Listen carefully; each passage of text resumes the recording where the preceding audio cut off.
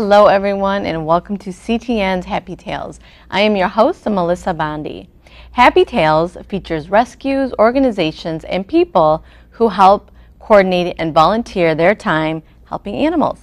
Today I would like to welcome from the newly opened Tiny Lions Cat Cafe right here in Ann Arbor, Haley Chenoweth and Leona Foster, president and founder of the nonprofit Luke's Landing. Welcome ladies to the show. Thank you. Both of you, lots to talk about. So we had a big grand opening for the Tiny Lions Cafe. Super fun. I went there, visited last week. So Haley, you're the manager, so tell us all about it and what exactly this cat cafe is. So the Humane Society had the idea to start a cat cafe about 2 years ago. It's something that we've had started in kind of like Asia, in those like Japan and Taiwan and countries like that. Okay. And so we kind of saw that and we decided that we wanted to open one up here in Ann Arbor because it's just almost better way to have cats meet their new families. It's more of a open space. They get to act more like they would in like a home type space than like a cage. And it's just been a really fun time. We've had so many people come through, I think over 2,000 now since we opened on May 6th. We've had 33 adoptions since we opened on May 6th. That just two happened this past weekend, which was really fun. And yeah, it's just been a really fun time. Really fun. Okay. It sounds very busy, like definitely, you said. really busy, really busy. Okay, wonderful. Yeah, it's such a cute place, just adorable. And the cats are all, give me the ages of the cats that are there that people can, you know, adopt. We have anywhere from about like 1 year old to senior, so the oldest we've had so far is 12. We don't do kittens right now at this time. We might eventually do like special adopt-a-kitten days, but for now they get adopted so fast at the Humane Society that it's just unnecessary for us to bring them over there. And yeah, also it'd be really fun having to watch kittens like the whole time. So right. They're like little toddlers, so we don't have to have them now. The adult cats are what we're more focusing on. Okay, so I come and visit and I see this cat cafe and I'm like, what the heck is that? Can I bring my cat? Can I have sip on my latte when I'm even visiting the cat? What is it? Let's let people know what they're going to see when they walk in. Definitely. So don't bring your own cat. We have a bunch of cats there already, and that wouldn't be good to throw your cat in the middle of all the other cats. Right. They're all adoptable, so they're all there from the Humane Society of Huron Valley.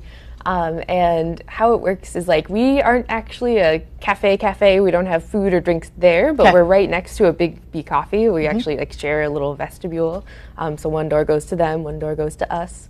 And how it works is it's a fee like $7 per person per hour, or we do half hours for $4. And you get to come in and hang out. There's always between 10 to 15 cats. We have lots of toys and stuff for people to play with them. And then we have like little things for kids to do, like coloring and stuff like that, although we do have an age limit of 4 and above. We're also going to do lots of programming with the Humane Society's Humane Education Department and stuff like that. But a normal everyday day is just really calm and quiet. There's lots of places to kind of sit and hang out and kind of maybe meet your new feline friendly member. So I don't have to go, if I come and visit, I don't have to go with the intention of adopting a cat. I can just go and visit and hang out and keep them company. And exactly. We'd say most of the people who come in like have many cats at home already, and they're just looking to hang out with more cats because, I don't know, that's just what we've seen. And most people who are coming to adopt, it seems like they already have cats at home and they're looking for maybe another friend for their cat or something like that. And it is a really great place for them to come for that because all the cats, you know, have to be around each other, so they're all definitely good with other cats. And how is it determined the cats that you bring over? So we have a feline behavior specialist at the Humane Society of Huron Valley, and she kind of goes through everyone and she kind of individually, not rates them, but kind of, you know, decides if they would be good fits. Normally they get tried in like the communal setting at the Humane Society, so we know they're going to be good with other cats. They also have to be at least pretty outgoing. That way they'll come up to people and they really want to, you know, hang out with people. And then they normally don't have any medical problems that would make them like eat a different food or use a different litter, because that would be, you know, really hard for us to manage there. So yeah, that's kind of the behavior. side of it. And tell me about the staffing. How is the staffing run? You're the manager. I'm the manager, and then we have 2 part-time staff members, but that's really our whole staff. I do get a lot of support back at the Humane Society of Huron Valley, our marketing person and IT people, and we're all just the same staff. And then we do have a lot of volunteers, which is really great. The first people that kind of greet you when you come in, those are volunteers, and the people feeding the cats are volunteers, the people cleaning are volunteers. So we really rely heavily on our volunteers, and we really need volunteers. I was going to say, okay, so you need volunteers for a variety of things. Give me a rundown of what people do. I know you just said greeters and things, but what else can a volunteer so they greet people when they come in, and they kind of like take their payments, and they tell people like a general like what this is. They'll go over the rules, and then they also will help with people asking questions about the cats, like ages and names and all that. And then we have the people who will, you know, scoop litter boxes and sweep and all that fun stuff. But you also get to feed the cats when you're that volunteer as well, so that's kind of fun because they're always, you know, rushing you when you have the food. So yeah, those are like the 3 big jobs that we have the volunteers do. What about the training to that? So if I said, Haley, I want to help, what am I looking at time-wise? Am I a month out? Or so you do have to sign up through the Humane Society of Huron Valley's website, hshv.org, and you do go through like an orientation at the main Humane Society area or building, and then from there you can either like immediately start helping at Tiny Lions by doing the cleaning jobs. The greeter job does have an extra training that does take, you have to kind of get out of the first level of volunteering, so you have to do at least 10 hours of volunteering, and then you can sign up for the training to be a greeter. So you would probably, like you said, probably be like a month out or so from being a greeter, but cleaners and feeders can be there like immediately pretty much. I've had volunteers who it's like their first shift after orientation and they're at Tiny Lions. Oh my gosh. It's been really fun. And what are you looking at, how are you sustaining the cat cafe? I mean, how is it continuing to run? So that's what the entrance fees are for. You know, without those, we wouldn't have the money to do this. And also, people will donate food and blankets and towels and all that sort of stuff. So we get a lot of donations of food. So that definitely helps. And then the volunteers are a big part. You know, without them, it's really hard for us to do anything else. When I am there in the mornings and I don't have volunteers, I have to sit at the desk and greet, you know, and I can't do adoptions or anything else like that when I am stuck at the desk. So without the volunteers, we would be, you know, we would be nowhere. I know. And like I said, I know that volunteers make a huge difference and impact in organizations like both of yours. So you really can't function without them. So it's always appreciative. What about days and times and hours?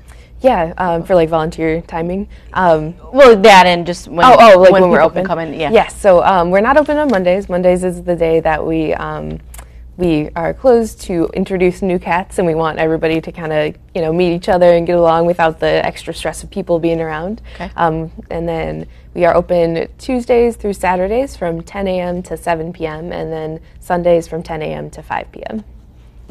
So pretty much covers the week. Exactly. And you're there most of the most of the time. I wanted to ask that you had, the name. How did the name come about? So we had a different name. It was some, you know, cat fae related pun type name. But then when the story of Jericho the lion came out, the lion who got killed by the big game hunter, that's actually when we decided to name it Tiny Lions because of Jericho. Or not Jericho, sorry, his name is Cecil. Jericho was his brother. Cecil, yes. Cecil the lion, sorry, not Jericho the lion. We had named a cat Jericho after Cecil's brother, and so I was thinking Jericho because of that cat. And I know you have something in the cafe. Picture? Yes. Our main picture above our fireplace is Cecil the lion with one of his lionesses, and it's really sweet, and it reminds us of him every day. So where can people? I know the social media page is pretty active. I was on it this weekend. Where can people find out more about Tiny Lions and the cats there? So you can go to the tinylions.org website, and that'll have all of our information about just the general like visits, and then we also do a lot of the other programs, and also just kind of there's a frequently asked questions section that'll kind of say what to expect and all the different questions that you might have. And then also, yes, like you said, we have Facebook, we also have an Instagram, and we also, if you go to the hshv.org website, we have more information there, and it kind of will take you to our website. But we don't have our cats listed on like our website; they're just within the HSHV website as part of the adoptable animals.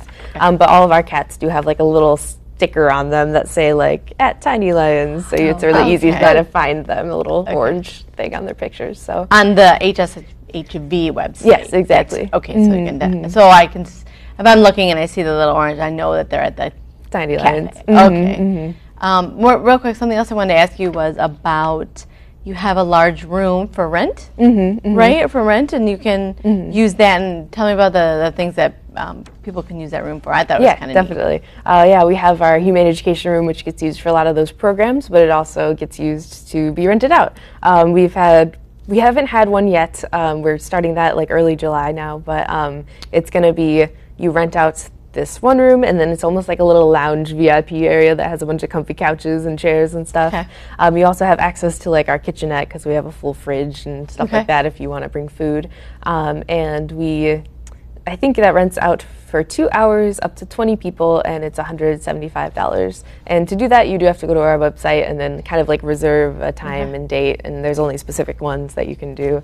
And then our humane education staff kind of gets with you and makes sure you have everything you need. I know there's also a volunteer there while you're there that kind of helps with whatever you need, but people have mostly birthday parties, are interested in it, but we've had some people interested in doing like bachelorette parties and wedding showers and stuff like that too. Yeah, it's been super fun. Well, no, I would take it that none of the guests can be allergic to cats. Exactly. That's the case, because I know walking in, I'm thinking, you can't be allergic if you're walking this place. But, definitely not. I heard about the birthday parties. I thought, what a fun idea. What a fun idea. Although, you still have to keep it a little bit on the down quiet side, right? Exactly. So kids can get rambunctious. Exactly. And whatnot, so exactly. we still have to be somewhat tame.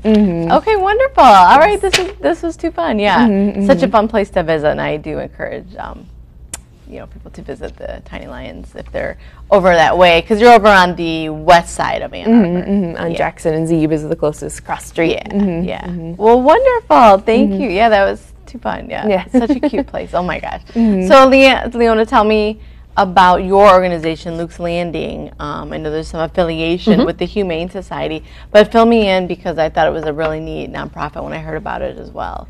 Yes, we're quite unique. We are a home for cats that have a disease called feline leukemia.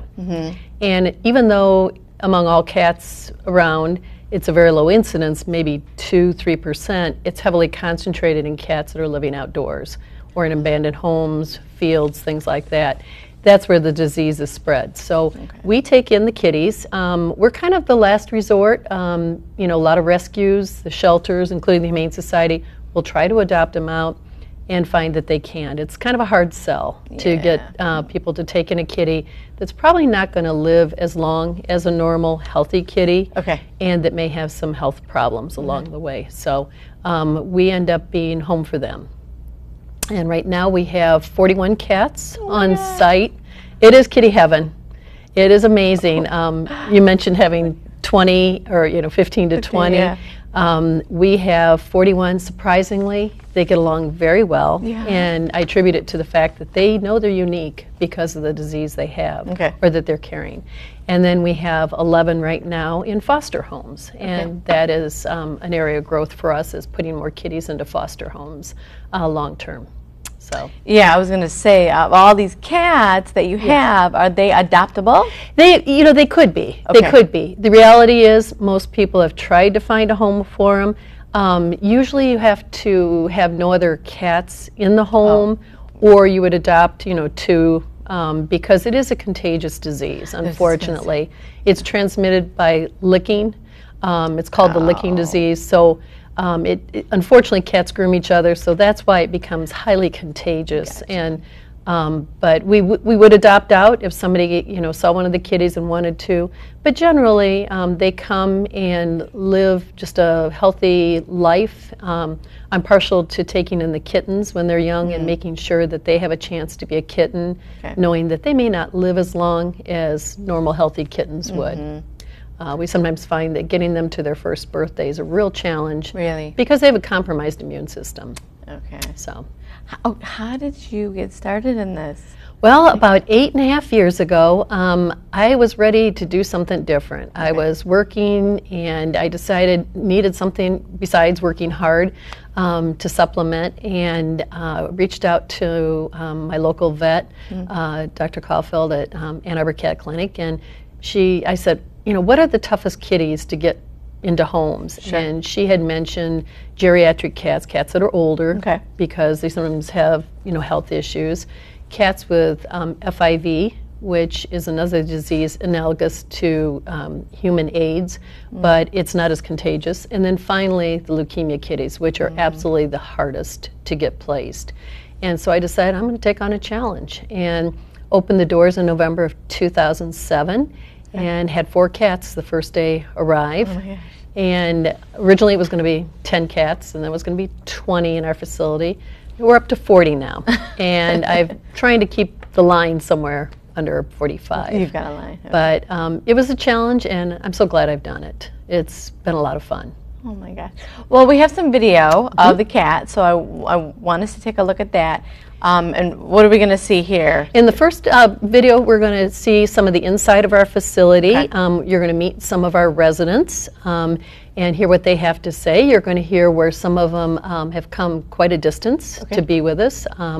We've had cats come in from North Carolina and New Jersey and Philadelphia and Canada and Chicago, but the vast majority come from around this area. Okay. So that's what you'll see, and you'll also see what the inside of our facility looks like. Okay, well, let's take a look. Good. Welcome to Luke's Landing. Let's meet some of the kitties. Hi, Marvin. Hi, Marvin. Want to say something? How about you, Allie? You want to tell us a little bit about your background? Toby, you came from North Carolina. Tell everybody what you think. Oh, yeah. BG, you're from Bowling Green. That's in Ohio. Chef, welcome, Chef. You're from New Jersey. Hi, buddy. Hi, buddy. And then we have a couple more of our kitties here. This is Stafford. Where'd you go, Stafford? There you go, Stafford. Really? Really? Okay. And Miss Cricket, our little kitten. Hello, Cricket. Whoops. Stafford came in the way. Oh, boy, Stafford. Sully. Hey, Sully. And Chef. Good morning, Leo. How are you doing? You're such a pretty guy. And then we're going to look at our other orange kitty. This is Bach, big orange kitty. Hi, big orange cat. Hi, Bach. Oh, is he having fun? Hi, Bach. Hi, Bach.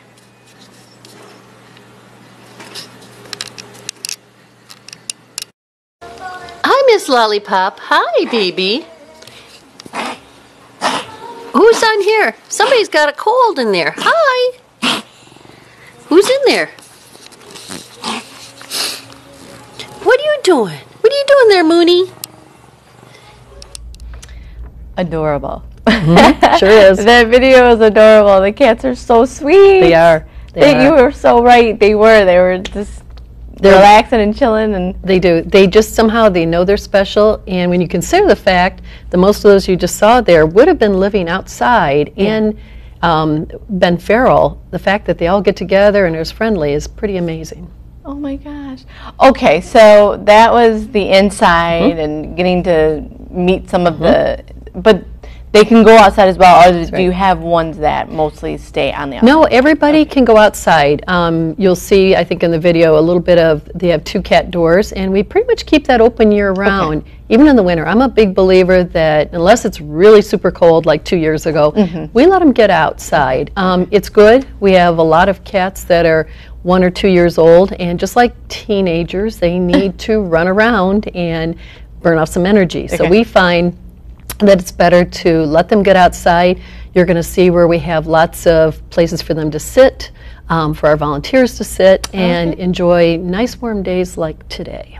Okay. All right, well, let's take a look and All right. what they do on the outside. Absolutely.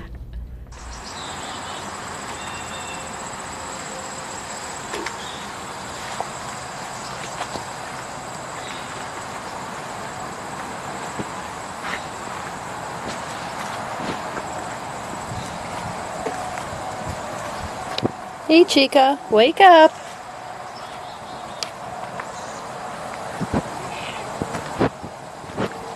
Hey, Sweet Pea.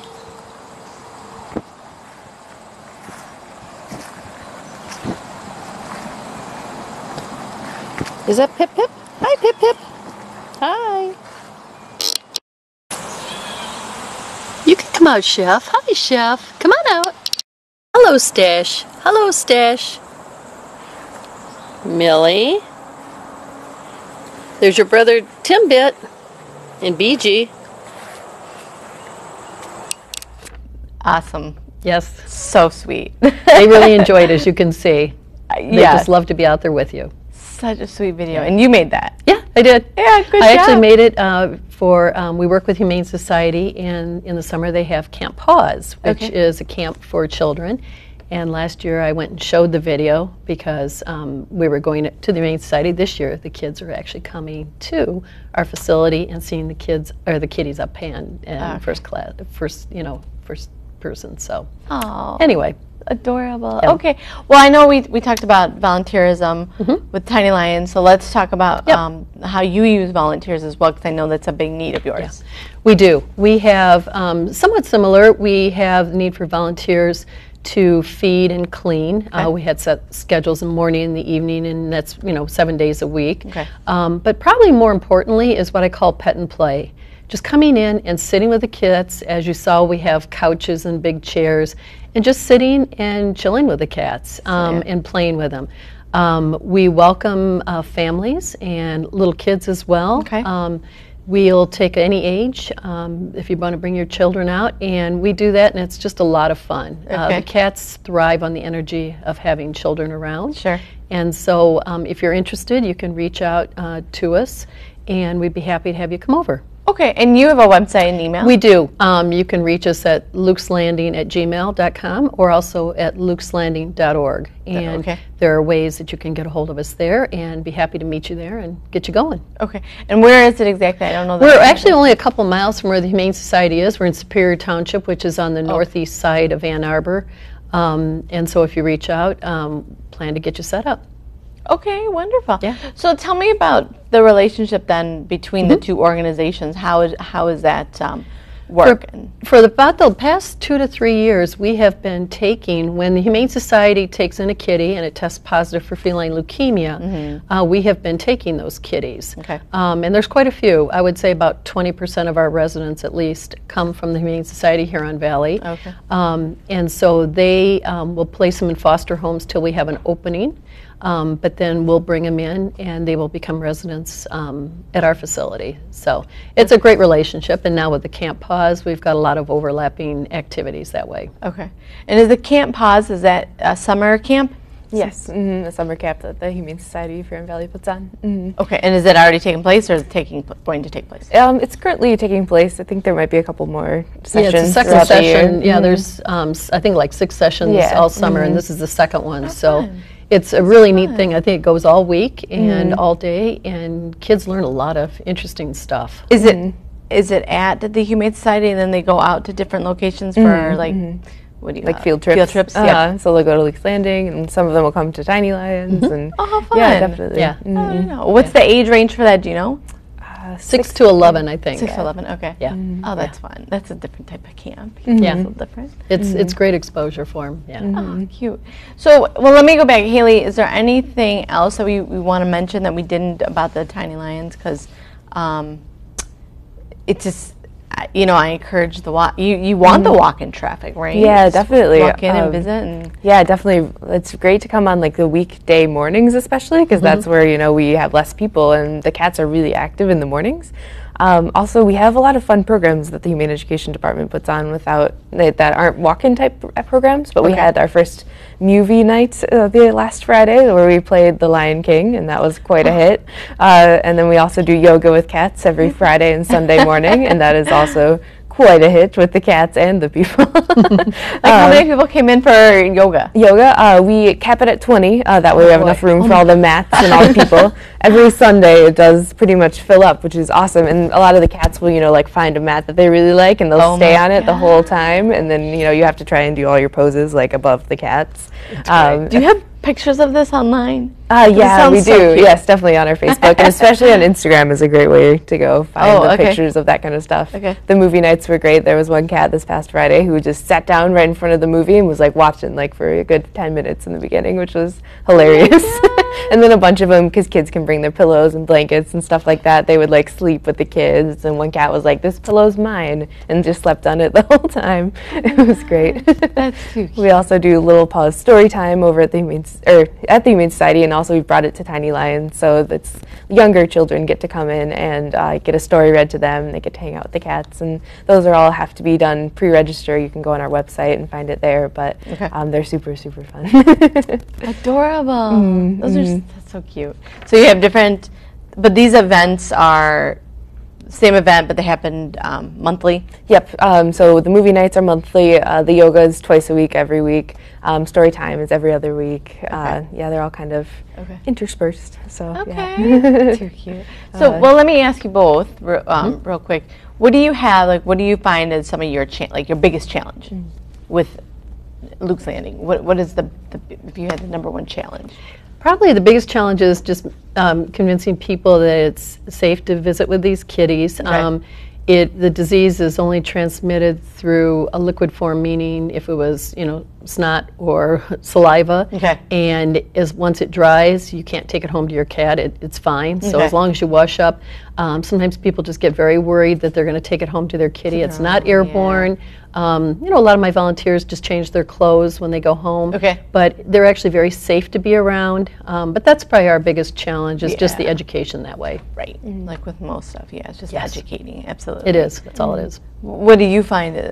Well, you're fairly new, just open recently, but what do you find you think a challenge is? Yeah, so actually right before we opened, the Humane Society was pretty low on cats, which was kind of a problem for us because we were like, oh no, who are we going to bring? There's nobody ready. And what we ended up doing was reaching out to other shelters in Michigan and bringing in cats to the Humane Society of Huron Valley before they came to Tiny Lions. So that's actually been kind of a good challenge to have in a way, because now we're bringing cats from places where they don't get adopted as fast, and we're adopting them out through Tiny Lions. So that's been a great challenge to have. I was gonna say that's not that bad, but I can understand. Yeah, at first, I was like, oh gosh, where are we going to get those cats? We also, like Leona said, FIV cats. We've brought in our first FIV cat to the Tiny Lions. That's great. FIV is only transferable normally through like really deep puncture wounds. So as long as cats are friendly with each other, it's not a problem. So we have Bob, our first FIV cat. He only has half a tail. He's really cute, but he's a good little educational tool for us as well. Like the education can be a big part of it. It's a big challenge as well. People will come in and be like, oh, I don't want to adopt him because he's FIV positive and we have a cat at home. But it's really not a problem. As you can tell, he just roams around with the rest of our cats and it's never been a big deal. So. So yeah. Well, thank you both so much. Thank you for coming on. This has been so fun. A lot to learn about the disease itself, and I just think it's such a wonderful thing about what both of you, what you're doing and what you've started and established. I think it's so fun. I wish you definitely the best of luck. Thank you. Thank you. Yes. So again, thank you so much for coming on. But yeah, that's a wrap on this episode of Happy Tales. But you can find out more information on both these organizations. Visit the Tiny Lions Cat Cafe at hshv.org. And there'll be a link on the website, and you can go directly to there. And then you can also visit lukeslanding.org to find out more about the organization as well. And for more programming information and on CTN, visit a2gov.org/CTN, or you can find us on Facebook at CTN Ann Arbor, or you can talk to us on Twitter at #CTN. And I hope you will join us right here next time on Happy Tales.